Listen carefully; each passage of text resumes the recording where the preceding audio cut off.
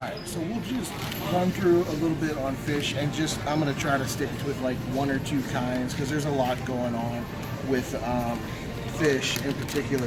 A lot of interesting laws when it comes to fish. So you're looking at a pink salmon. Actually, well, let me just go with this one. This is all natural, wild Alaskan sockeye salmon. Again, label. It's wild Alaskan. Doesn't say wild caught, okay? Now, you look at what the ingredients are. Wild sockeye salmon, all right? And premium sockeye you're about to enjoy is sustainably harvested by independent fishing vessels, okay? So when you hear, sustainably harvested, that could mean that they actually kind of quarantine off a big area of water with nets to where technically somebody could say, well, maybe it is a wild product, but it's in a controlled atmosphere, and there's varying degrees of how that works with fish, as well as what is all in it. And then, some other things to consider with fish, is sodium content. We're looking at these tuna steaks right here, 55 milligrams of sodium. We're going to tilapia, 40 milligrams of sodium. This is all per 4-ounce serving. And then we have cod, 340 milligrams of sodium. Before you put anything on it, 340. I want you to think about that. If you are trying to stay, and this is all over the place for people, depending on where you're at with your training, where you're at with any health issues, 2,000 milligrams of sodium, and you haven't put anything on this yet. This is just the protein for one dish. And then we get to shrimp, and just to kind of really think about this, this shrimp, 710 milligrams of sodium for 11 shrimp. So that's gonna go real fast. This meal, chances are by the time you finish adding whatever you're adding to this meal, it is definitely going to be over 1,000 milligrams of sodium. But again, don't be surprised if you see a product like this that has something circled real big on the front with how many grams of protein are in it. Because that's all we care about, right? Is that it's keto or it has high protein or it's bullshit. There's something else to the story, and you always have to look at the trade-off that you're getting. Not saying there's anything wrong with shrimp. Again, it depends on what your nutritional regimen is. It depends on what's already happening in your lifestyle.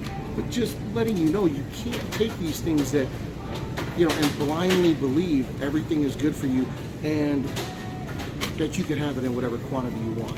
So you have to be aware of, sometimes, again, the labels look really,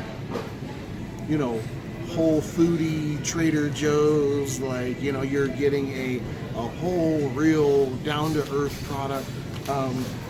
And there's just a lot of wording that the average public don't know. We're looking at a wild-caught pink salmon.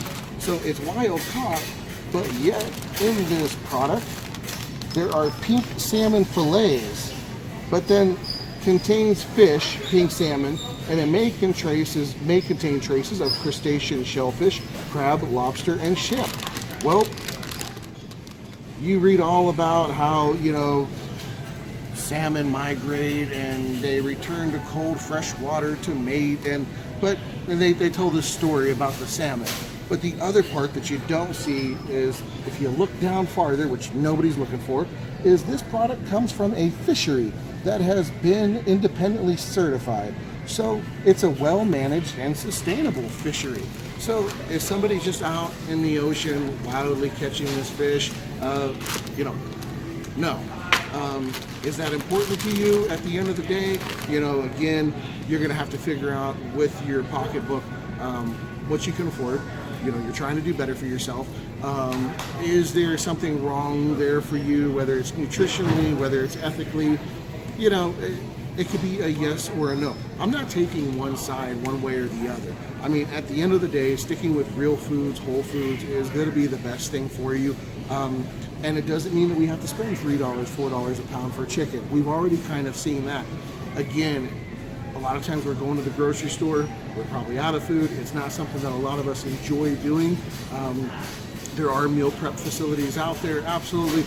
But you know, for a lot of people, you know, they're going to the store. They're trying to feed their family.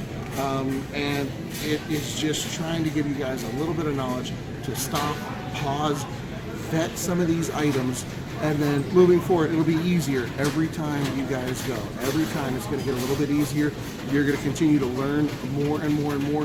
And that's why when it comes to fitness, guys, it really is a journey. There's no meal plan me or somebody else is going to write you. There's not going to be any shortcut. There's not any one guru. At the end of the day, it is going to be like anything that you are passionate about. It is a process. It is learning more and more every day, every week, and becoming a better you. Again, you know, just trying to live out the best life you can, and it's taking the few more seconds that are needed to educate ourselves as consumers.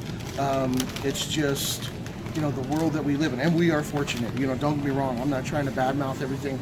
The fact that we can come to the store and find food is already amazing.